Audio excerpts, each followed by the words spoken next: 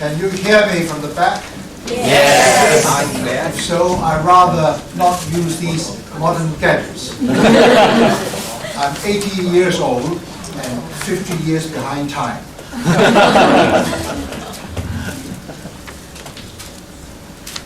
May I begin by thanking Tommy and all of you indeed for inviting me here tonight.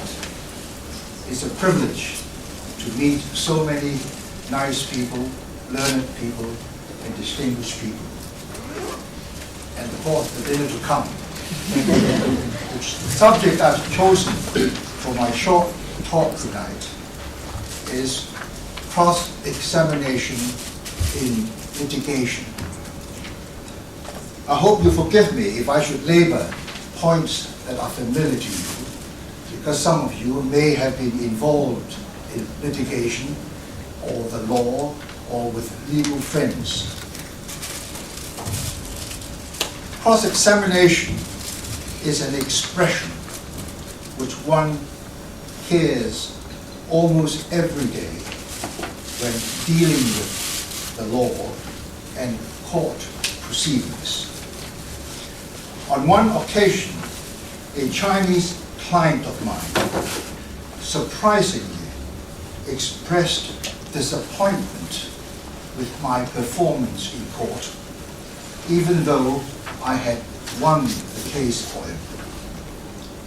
He had heard a number of stories about me and my cross-examination, and especially attended court every day to listen to my cross-examination of a number of the witnesses called by the opposition.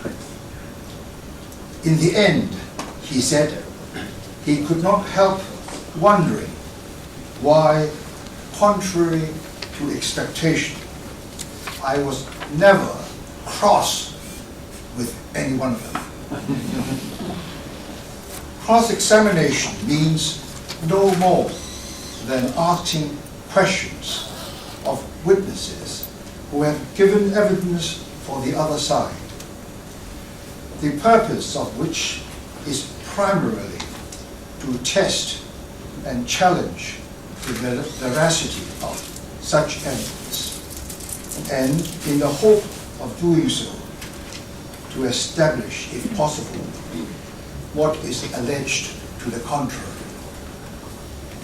The word cross does not, of course, mean angry at all, although occasionally some enmity and hostility cannot be avoided in the heat of battle between the witness and the cross-examiner.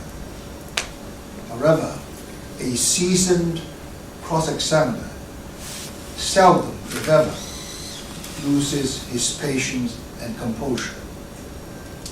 A shrewd and clever witness, likewise, cannot afford to feel ruffled. Although cross-examination is aimed at achieving the same objective, whatever the nature of the proceedings, namely, to discredit witnesses called by the opponent, you may be surprised to hear that by and large, it plays a comparatively less important part in civil cases than in criminal trials. The reason is twofold. In the first place, civil cases are much more often determined on the law, while the overwhelming majority of criminal trials turn on the facts. Cross-examination is an exercise which is exclusively related to ascertaining what the facts are in any case. Furthermore, a different standard of proof applies in civil litigation from that in criminal proceedings. In civil proceedings, apart from the law, judgment will be awarded to one side or the other on a balance of probability on the evidence adduced. Just balance the two, whichever is higher will be believed. Thus, irrespective of how successful the cross-examination of the witnesses for the other side might have been, no party can afford at the end of such cross-examination not to call evidence in a civil case, because even one iota of unchallenged, undisputed, or uncontradicted evidence will suffice to tip the scales on a balance of probability against the silent party. In criminal cases, on the other hand, an accused person, like everyone else, is presumed to be innocent until the contrary is proven. And the onus of proof rests at all times with the prosecution to prove the charge against him, not on a balance of probability, but beyond reasonable doubt. Thus, under our system of criminal jurisprudence, a reasonable doubt can often be adequately created by a successful cross-examination of the material witnesses called for the prosecution, and verdicts of not guilty have now and again been known to be returned without the accused being called upon or required to give evidence on his own behalf.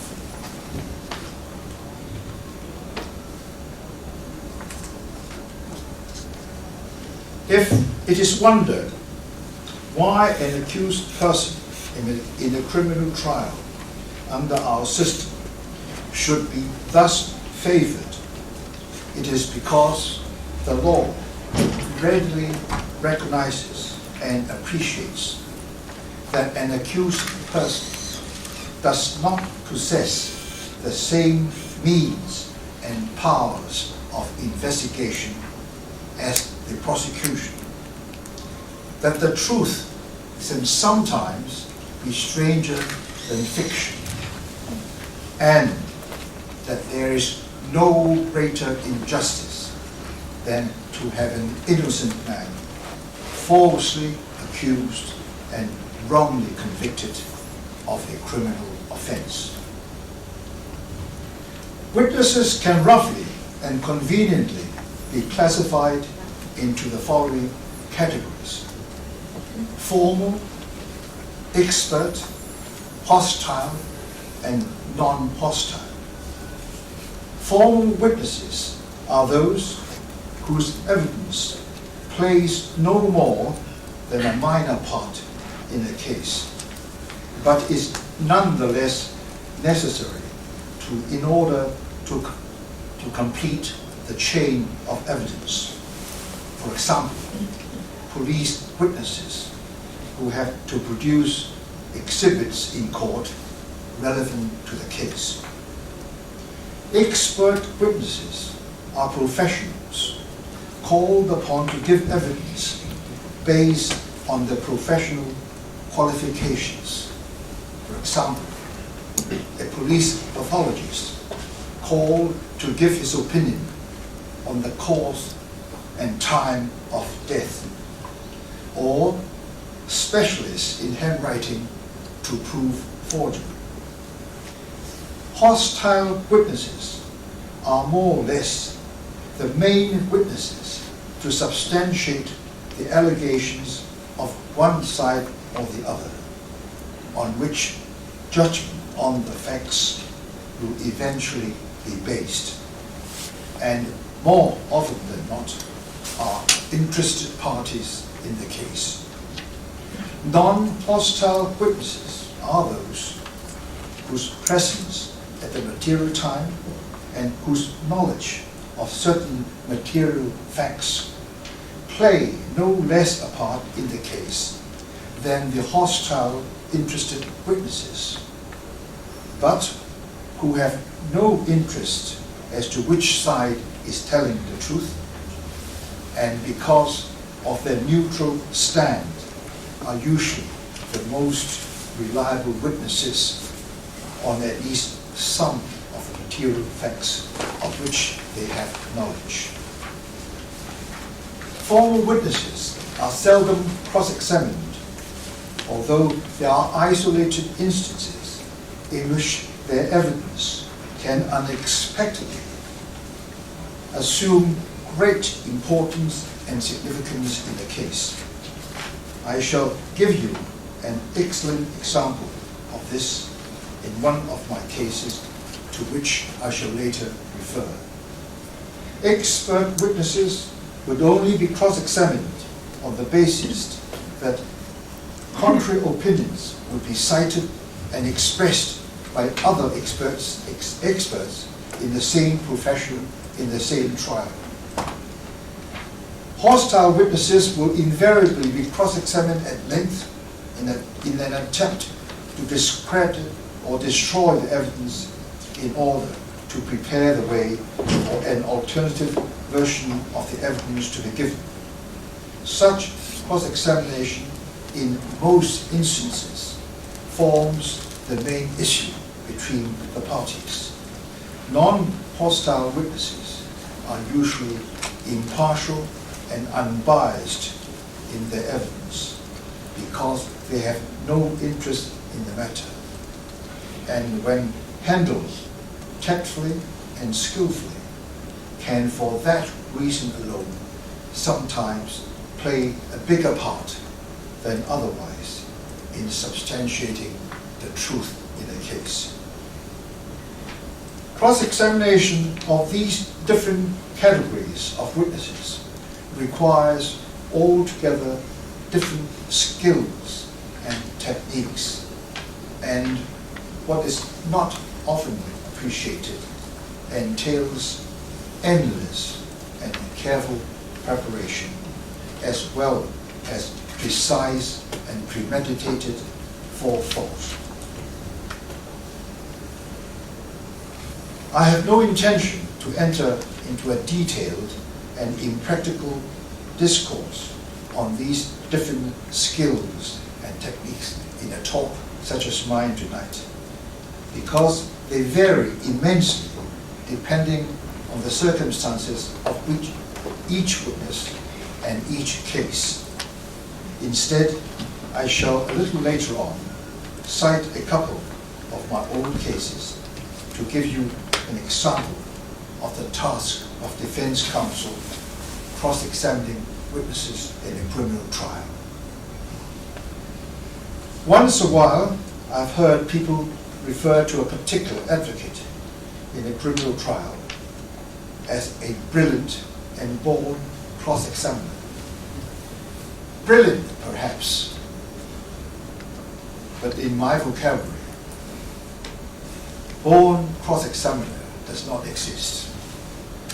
Contrary to common belief, a successful cross-examination involves much more than bullying witnesses, asking the odd clever question off the cuff, simply contradicting a witness without giving any detailed reasoning, or merely putting to the witness what the truth should be in a particular case.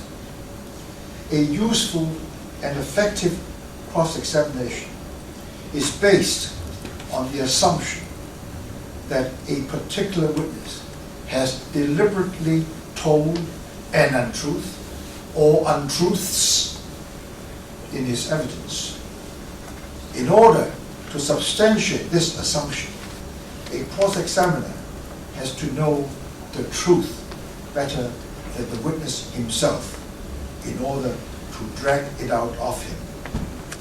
This necessarily involves and requires plenty of thought, imagination, and mental exercise in logic on the part of the cross-examiner, which is not often readily realized or appreciated.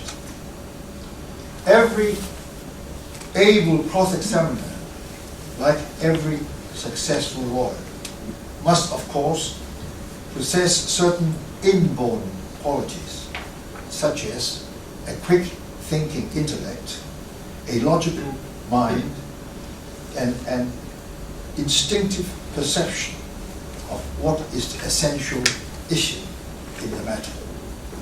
But all successful cross-examination, and I emphasize the word all, is based primarily and invariably on solid, hard work and detailed planning and thought. Brilliance only comes into it very occasionally in the odd instance. In order to extract the truth out of an unwilling witness, an advocate must familiarize himself not only with all the relevant happenings and facts of the case, even better than the witness himself, but also with all likely or possible factors which must have existed to cause and prompt the witness to testify to any particular falsehoods. As our conduct in everyday life is inevitably governed by simple logic, a good cross-examiner would more often than not have to imagine himself being in the position of the witness and ask whether, as a rational and logical being, he would himself have done or said this or that.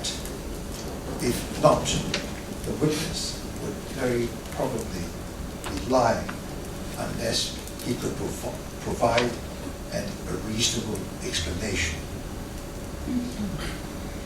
I shall next recount a couple of my ancient cases for no other reason than to render a better understanding and appreciation of the purpose and objective of cross-examination in a criminal trial.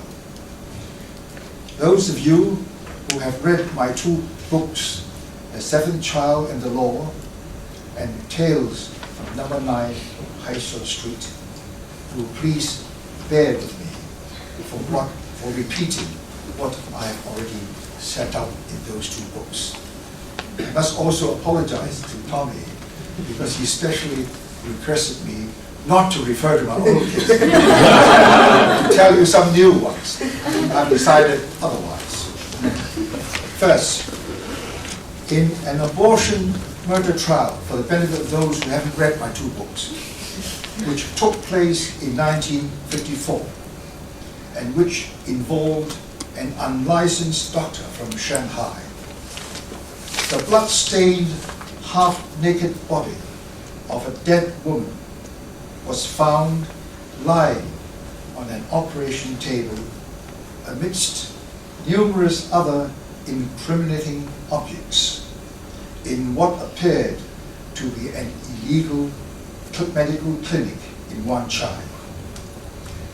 According to the police pathologist, the deceased woman had had an abortion performed on her earlier in the day, causing her to bleed to death. A young man who had accompanied the deceased woman to the clinic told the court how she had, on that afternoon, gone there seeking an abortion to be performed by the accused. According to this witness, the woman was taken into an inner room where, in his absence, presumably the abortion was performed, from which the accused re-emerged half an hour later to inform him of the unfortunate death of his lady friend. Pursuant thereto, the young man went into hiding out of fear until he was tracked down by the police. The accused, on the other hand, maintained that the young man and the woman had consulted him a week earlier when he refused to perform the requested abortion on her because her pregnancy had reached a stage which would endanger her life.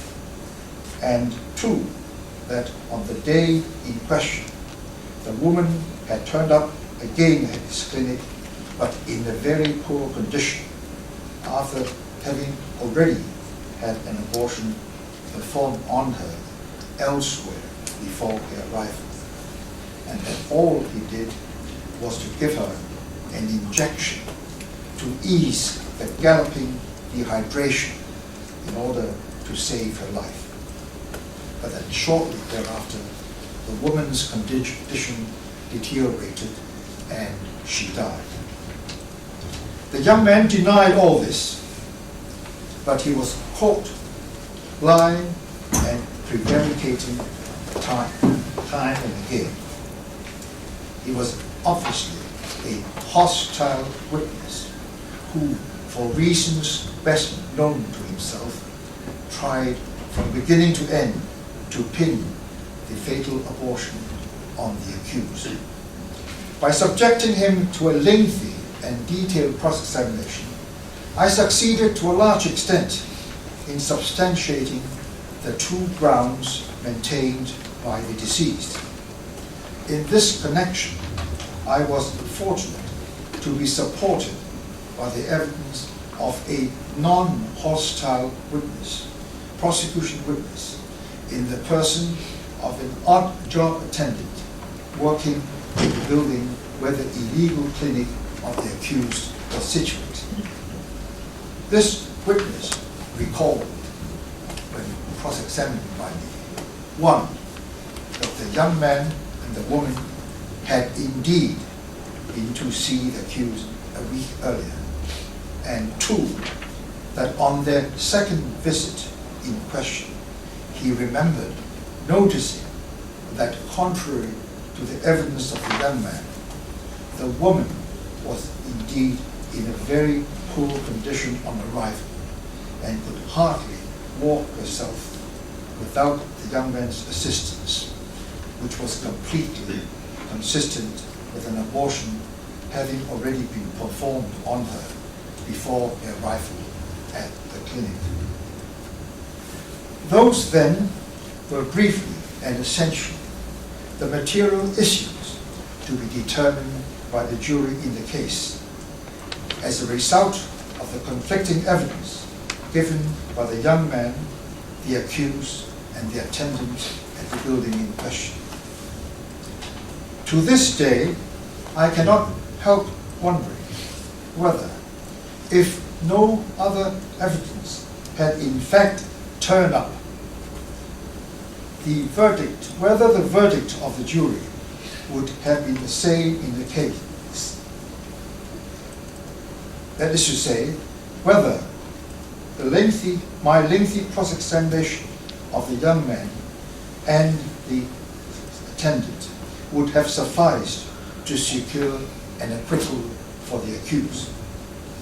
However, the course of justice is sometimes altogether unpredictable, because as things turned out, another vital piece of evidence did come to light, which could easily have been overlooked, as it must have been completely overlooked by the prosecution.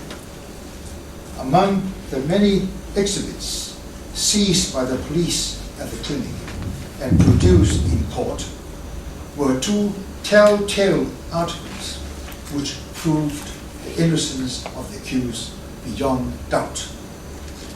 These comprised the underpants and trousers identified to have been worn hitherto by the deceased upon arrival. Both garments were soaked through with blood, which could only mean that the woman must have been bleeding profusely before she took them off, and likewise before her arrival at the clinic. no abortion could be performed without the woman's trousers and underpants being first removed, so that if the abortion had taken place as alleged by the young man at the accused clinic, there was no possibility of these pants and trousers of the deceased woman being soaked through with blood. Thus, after a favorable summing up by the trial judge, it was hardly surprising that the accused was unanimously found not guilty by the jury.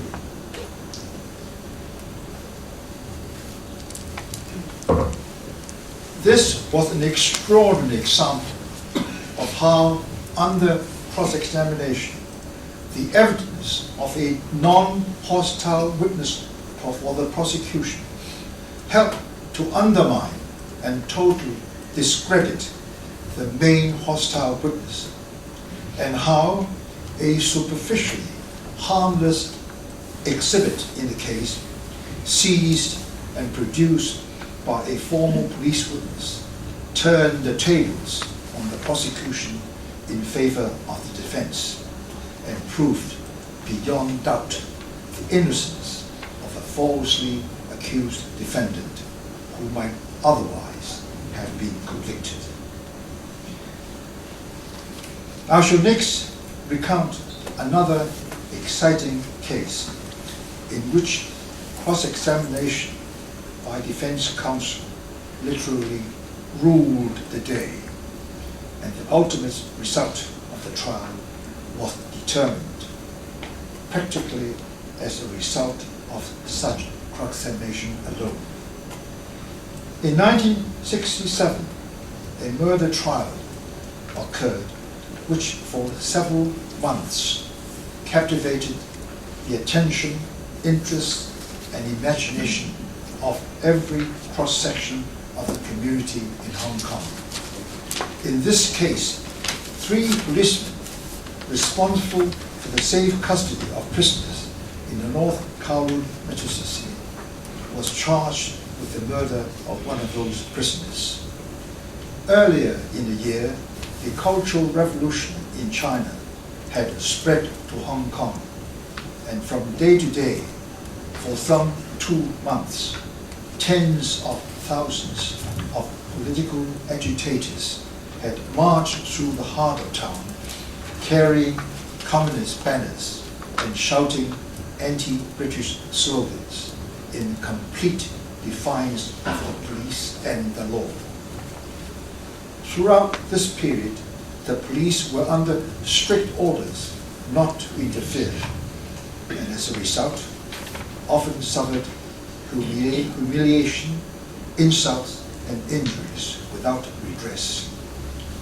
Although by June, these agitators had disappeared as suddenly as they appeared, another countless political and inflammatory anti-British posters were regularly put up all over the place, and the police had to work overtime, trying in vain to hunt down the offenders.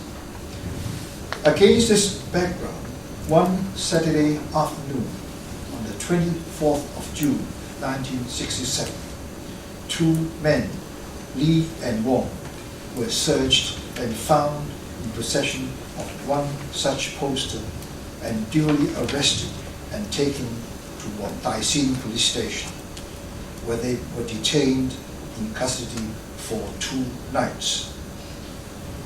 At 2 p.m. the following Monday, on the 26th of June, they were taken from Dai Sin to North Kowloon Magistracy to answer a charge for possession of the offensive poster. At 2:20 p.m., they were delivered into the custody of the 3 accused, who were solely in charge of the prison cells. At 2:30 p.m.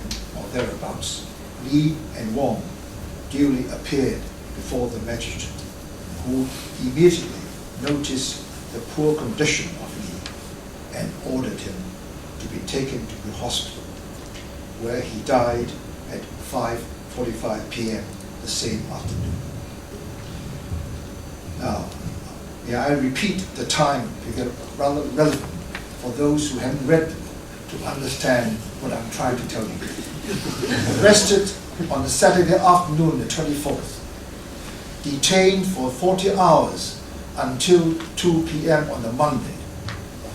At 2 p.m., they were taken away from Daishin, arriving at North Kowloon Magistracy at around 2:20 p.m. About 10 minutes later, they appeared before the magistrate, and Lee was found to be in such a poor condition he was rushed to the hospital, where he died several hours later. So that, in fact, is the chronological sequence of these fatal events. An investigation was specially conducted by a team of selected senior police officers into the deaths. Pursuant thereto, the 3 policemen on duty at the cells of the North Kowloon Magistracy were charged with the murder of Lee. At the trial, I represented the first accused, while leading counsel represented the second and the third accused. The prosecution case was built on the following 3 grounds. 1, the police pathologists expressed the opinion that death was caused by an injury to the kidney inflicted no more than 4 hours before death. Death took place at 5:45 p.m. on Monday, so 4 hours before that, before the 1:45 p.m. So in other words, according to the pathologist, the fatal injury was inflicted after 1:45 p.m. on the Monday, and he left on Daishin at 2 p.m. 2, a number of police witnesses from Daishin police station, where the deceased had remained in custody throughout Saturday the 24th, Sunday the 25th, and until 2 p.m. on Monday 26th. All these witnesses, I think there were 15 of them, they all testified that Lee was in good physical condition, both at Daishin station during the 2 nights and the 3rd day, and when delivered into the custody of the 3 accused at North Kowloon Magistracy.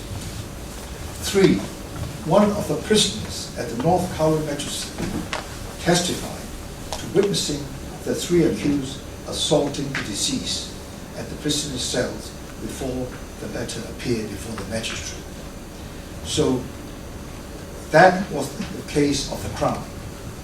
On the face of these allegations, the prosecution appeared to have a chronologically watertight case against the 3 accused.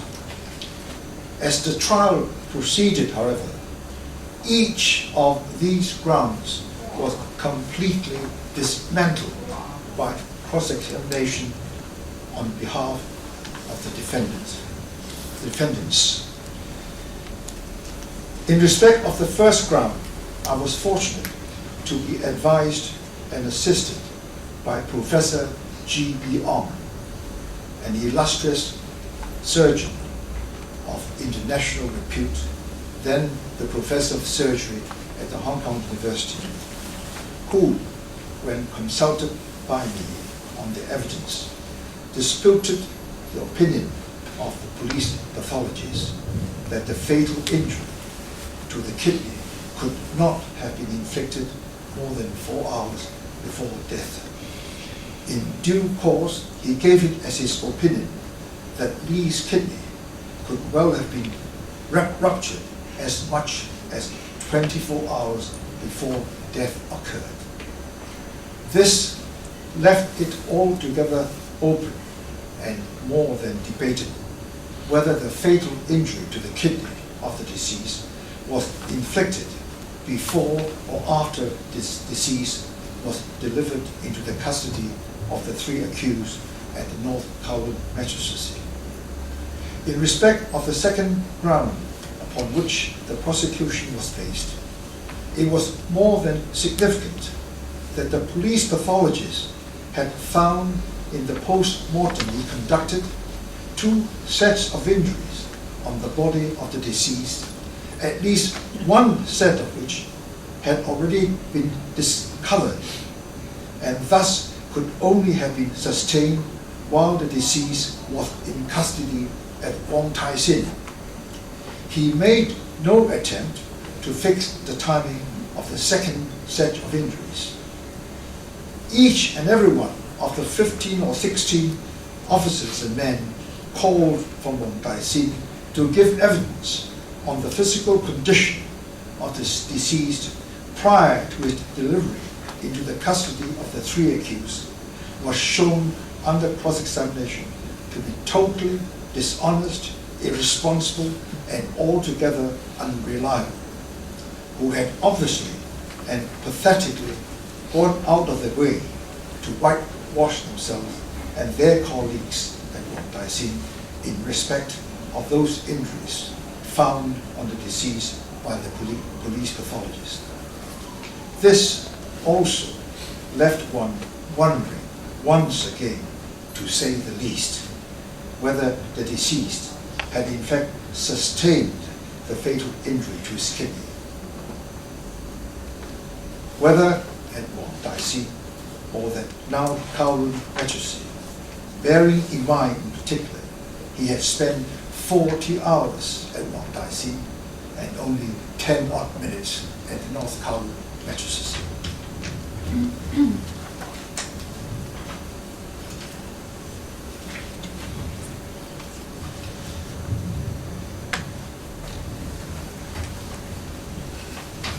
Something is missing in my note.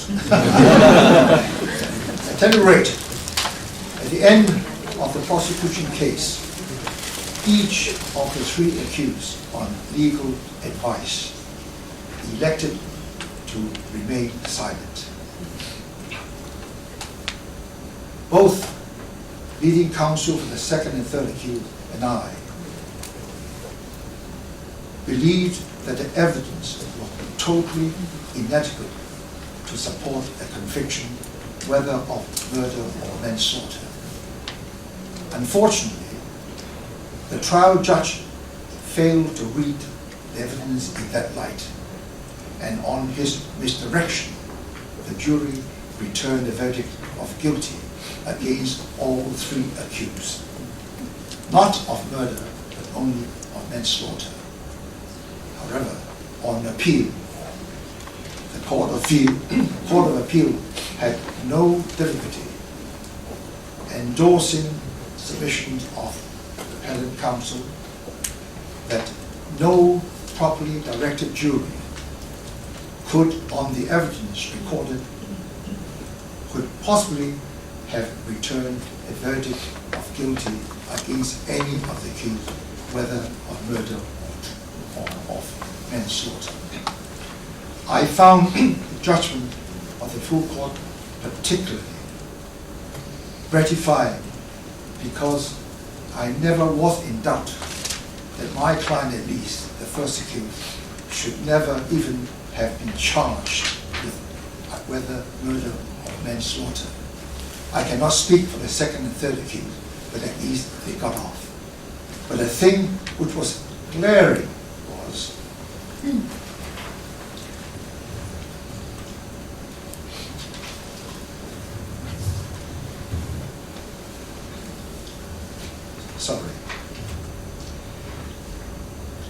what was glaring in the case, that on the evidence led, the deceased man was positively shown to have sustained at least one of the 2 sets of multiple injuries found on the body by the police pathologist while he was detained in custody at Wong Tai Sin police station. Yet the authorities, for some unknown reason, chose to prosecute the 3 accused on the flimsy and doubtful evidence against him, instead of any of the officers and men at Wong Tai Sin police station. One can only wonder at the cause and motivation behind their decision. the truth will of course remain forever buried, I'm afraid. What was frightening was the thought that in the event of a less competent defense being put up, the three accused could easily have all ended up being wrongfully convicted for murder. You may be interested to hear that even the ablest of cross-examiners do not always have things going entirely their way. Once in a while, they too meet with their Waterloo. Let me end this talk by telling you an uncommon experience recounted by Sir Patrick Hastings in his memoirs. Sir Patrick Hastings was a renowned criminal lawyer practicing at the English bar in the last century, who was known for his shrewd and able cross-examination. In one instance, he was defense counsel for a young man charged with burglary and housebreaking. The main evidence against the deceased came from an accomplice who had turned Queen's evidence. When this accomplice first appeared in the witness box, Sir Patrick thought that his face and name were both strangely familiar, although he could not quite place him. His instructions were that this witness was a close friend of his client and would be more than cooperative under cross-examination. Yet, contrary to expectation, for more than an hour, Sir Patrick received nothing but negative, rude, and even offensive answers from this witness. After a while, Sir Patrick was naturally annoyed and offended, and he could not refrain from saying to the witness, "If you will take my advice, young man, you will be more courteous from now on." Back came the answer, "I shall do nothing of the sort, Sir Patrick, because the last time I took your advice, I got 3 years." I must say, I've been more than fortunate to be spared from suffering any such unpleasant experience in my practice at the bar. It remains for me to thank Tommy Young and all of you for inviting me here to dinner and to meet with so many nice people, as I said. Thank you very much.